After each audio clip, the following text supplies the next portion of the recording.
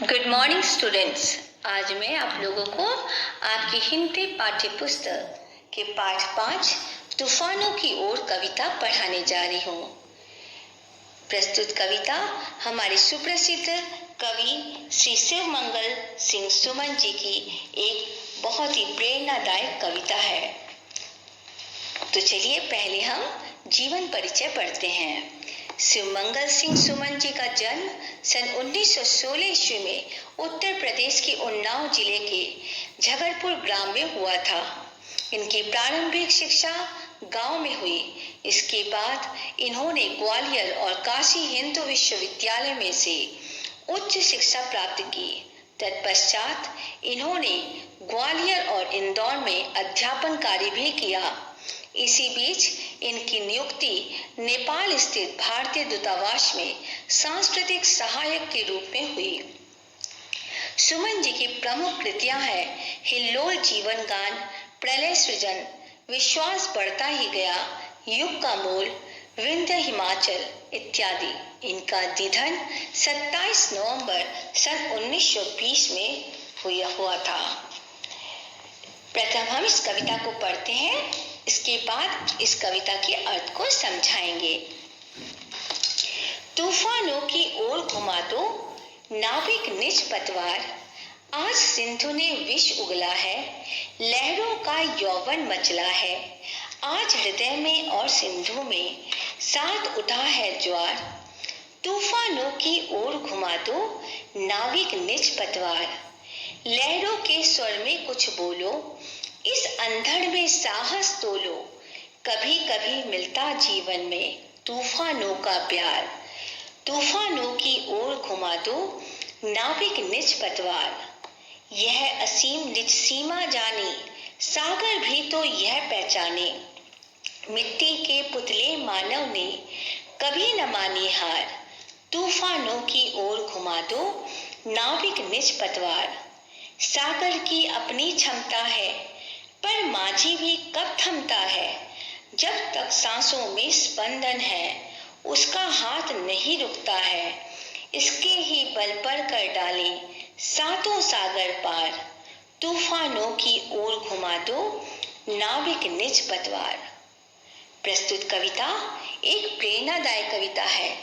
प्रस्तुत कविता के माध्यम से लेखक ने हमें हमेशा जीवन में कठिनाइयों का सामना साहस से करने की प्रेरणा दी है और कहा है कि साहस के साथ परिस्थितियों का सामना करने वाला कभी पराजित नहीं होता।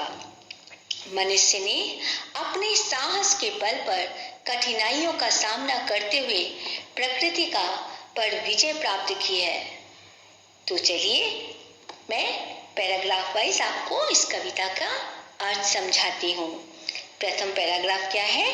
तूफानों की ओर घुमा दो नाविक निज पतवार, आज सिंधु ने विष उगला है, लहरों का यौवन मचला है, आज हृदय में और सिंधु में साथ उठा है ज्वार। तूफानों की ओर घुमा दो नाविक निज पतवार। कवि यहाँ परिस्थितियों का निडरता से सामना करने की बात कहते हुए समझाते हैं कि हे नाविक, नाविक मतलब नाविक कवि स्वयं को बोल रहे हैं। और तूफानों की तुलना किससे की गई है? जीवन में आने वाली कठिनाइयाँ, बाधाएं जो इंसान को विचलित कर देती हैं, उनकी तुलना तूफानों से की गई है।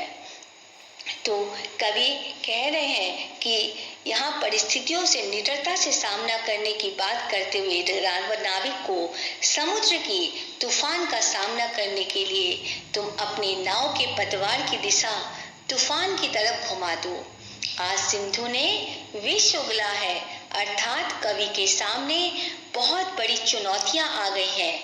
आज सागर की लहरें भी नाव को डुबो रही हैं, अर्थात आज सिंधु की नदी और कवि दोनों के हृदय में हिलोड़े आ रही हैं, दोनों के हृदय में विषम परिस्थितियां आ गई हैं, ज्वार उठ रहा है और इन ज्वार के उठने पे बिना डरे निडरता से कवि को ज्वार तूफानों की तरफ नाव को घुमा देने की बात कवि ने कही है। लहरों के स्वर में कुछ बोलो, इस अंधड़ में साहस तोलो। कभी कभी मिलता जीवन में तूफानों का प्यार, तूफानों की ओर घुमा दो नाविक निज पतवार। लहरों का जोर बढ़ता जा रहा है, तुम भी अपना साहस दिखाओ और इस विषम परिस्थिति में भी तुम अपनी हिम्मत दिखाओ, क्योंकि कठिनाइयों का सामना करते हुए ही हमें कामयाबी मिलती है। हे नाविक, तुम इन विषम परिस्थितियों में, इस अंधड़ में भी तुम अपने पतवार की दिशा तूफानों की ओर करो, क्योंकि तूफानों का प्यार कभी कभी मिलता है। इसलिए इसके सामना करने के लिए तुम इसकी तरफ अपने पतवार की दिशा करो। यह असीम निज सीमा जाने, सागर भी तो यह पहचाने। मिट्टी के पुतले मानव ने कभी न मानी हार, तूफानों की ओर घुमा दो नाविक निज पतवार। यह समुद्र इतना असीम होते हुए भी अपनी सीमा को जानता है। मनुष्य मिट्टी का पुतला है, पर उसने फिर भी कभी किसी से हार नहीं मानी है। हे नाविक, तुम भी इस सागर को पार करने के लिए तूफानों की तरफ अपनी पतवार को मोड़ दो, क्योंकि तूफानों की ओर जब पतवार मुड़ेगी तभी ना उन तूफान को उनको काटते हुए हम आगे बढ़ पाएंगे। सागर की अपनी क्षमता है, पर माझी भी कब थकता है। जब तक सांसों में स्पंदन है, उसका हाथ नहीं रुकता है। इसके ही बल पर कर डाले सातों सागर पार, तूफानों की ओर घुमा दो नाविक निज पतवार। सागर बहुत ही शक्तिशाली है, पर नाविक भी कहाँ रुकने वाला है। अर्थात जब तक उसमें सांस है, जब तक उसमें दम है, वो हमेशा आगे ही बढ़ता जाता है। वो बिना डरे तूफानों का सामना करता चलेगा और इसी हिम्मत के चलते नाविक ने सातों समुद्र पार भी कर लिया है। अर्थात मनुष्य किसी भी परिस्थिति में हार नहीं मानता है। वो हर कठिनाइयों का सामना करते हुए हमेशा आगे ही बढ़ता जाता है। वो कभी किसी के से हार नहीं मानेगा और हर परिस्थितियों को वो डट कर उसकी सामना करेगा, क्योंकि वो जीवन के इस सार को जानता है कि चलना ही जीवन है और रुकना मौत। तो ये थी आपकी इस कविता का अर्थ। अब इसको आप ध्यान से सुनिए और समझने का प्रयास करिए। अपने अगले लेक्चर में मैं आपको इसके प्रश्नोत्तर लिखवाऊंगी। उसके पहले एक चीज और आपको बता दूं, आपको इसके सारे प्रश्नोत्तर, लघु उत्तरीय प्रश्न और दीर्घ उत्तरीय प्रश्न, ये दोनों आपको आपके क्लास वर्क कॉपी में लिखना है। ओके, धन्यवाद।